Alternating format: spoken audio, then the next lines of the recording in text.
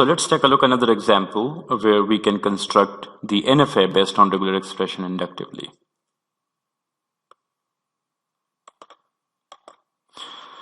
So suppose we want to construct the NFA for the regular expression A or B. So it is the union operation between these two regular expression terms. And when I say terms, that means if your regular expression contains A, B, or C, these individual A's and B's and C's are called regular expression terms. So we have to construct regular expression NFA for each regular expression term, and then we have to combine them using epsilon moves. But in case of concatenation, we have to combine them in the order of precedence. I mean, the term which comes first has to have its NFA before the other term NFA.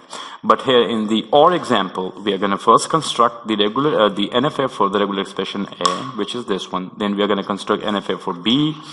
And because it is OR, we are going to then say that we have to combine them using epsilon moves.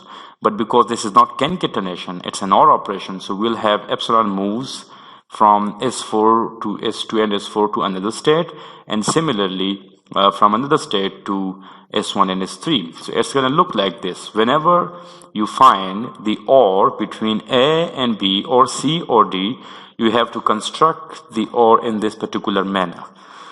And now because we did it for the OR as well, so let's see another example where we want to construct the NFA for the clean star of A, and which simply means it can either accept empty string or a single A or double A or triple A and so on and so forth. So we have to first construct the NFA for the regular expression A, which is going to be S1 and S2. And then we have to have another final state and another beginning state. And we will have a loop, which means on epsilon moves, we can come back to S1 and then go S2 and accept any number of A's as we want, and then we have to end up in the final state. And for example, if we want to accept the empty string, we can simply directly go using the epsilon moves from the start state to the final state. So this is how do we construct the NFA for based on regular expression using Thompson algorithm.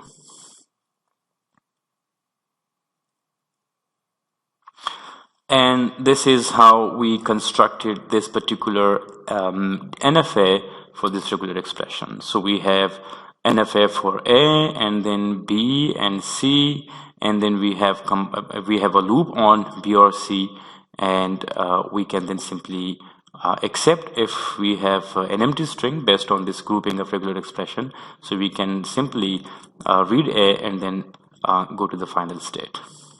So let's see that how it's been constructed, right? So this is the goal. We have this regular expression, and we want to construct this epsilon NFA. So we'll first have the NFA for the first regular expression term, which is A, which means simply an NFA which accepts A. Then we have the NFA for B or C, which is this one. Then we have to concatenate them together, right? And before that, we have a loop on B or C. So that means we can accept empty strings. So we are going to have a direct epsilon transition from this start state of this NFA, B or C whole star. And we have a loop to accept any number of A's or B's. And then we have to combine them together, of course. So we do this, right? And this is the resulting NFA. So this is how we constructed it. Let's see one more time. So this is the regular expression. We have an NFA for A.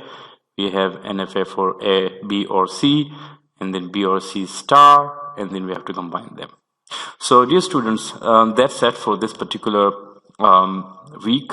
And in the next week, we are going to see that how can we convert this NFA into a DFA using a very important algorithm called subset construction. And then we're going to see that the resulting DFA might have many number of states. So we're going to minimize the number of states in the DFA, and that's will be the end for the automatically generated lexical analyzer.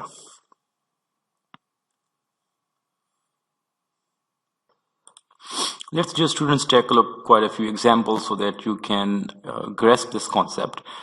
So for example, if we have a regular expression A or B, let's say put B here, and suppose we have a C. If this is a regular expression and we want to construct the epsilon NFA for that, what we are going to do, we are going to first construct the NFA for the regular expression term A, and it's going to be simple. So we have, for example, some state, and we have a transition on A. This is the letter A, and we have another state, right?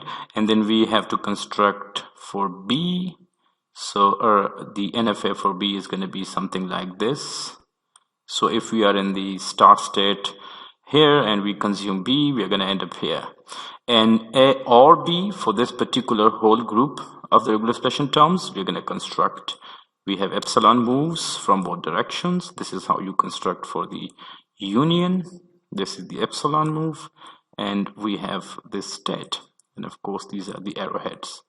And similarly, we're going to come here and say epsilon move, right?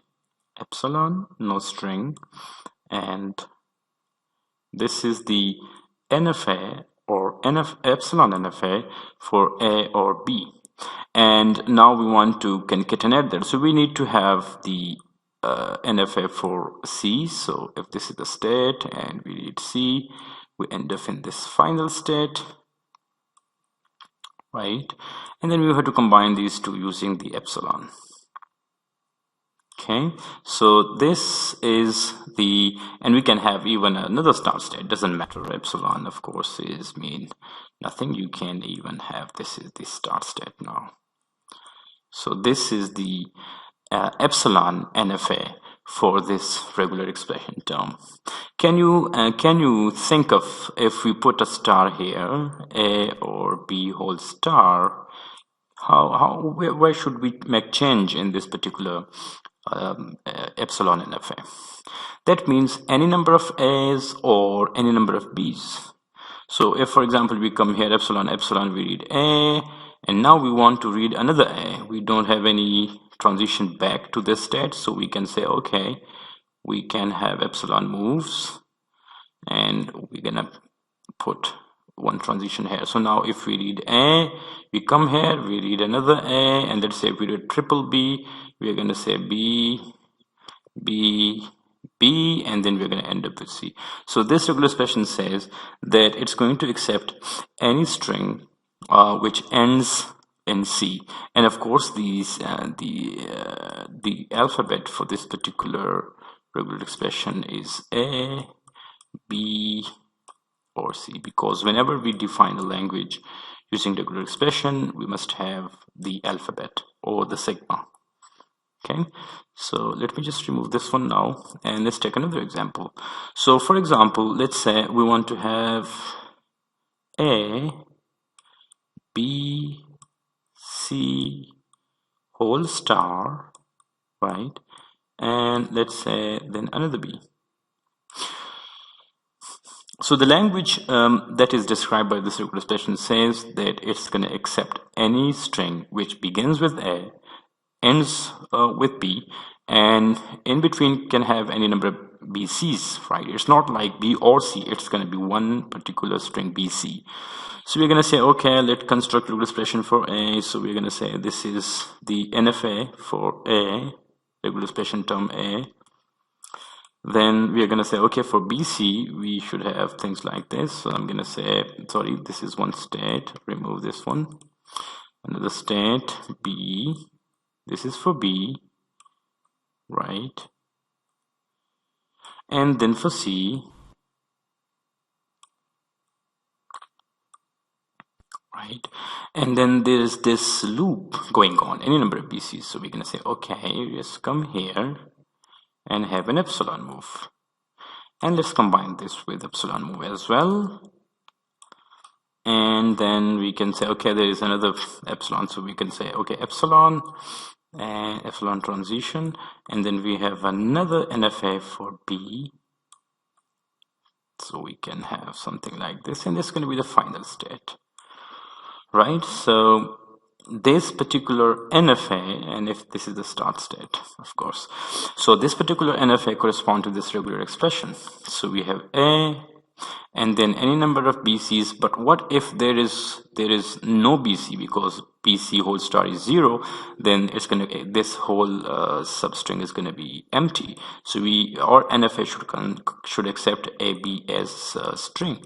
So how can we accept AB? And that's very simple. We can straight come here using the epsilon move here, and we can say, okay, this NFA can now accept the smallest string in the language defined by this regular expression AB. So we have A, then epsilon, then B, and then end up. Okay, so that's how you construct the regular expressions. I hope that things are clear, and if not, you can ask me in the Zoom sessions.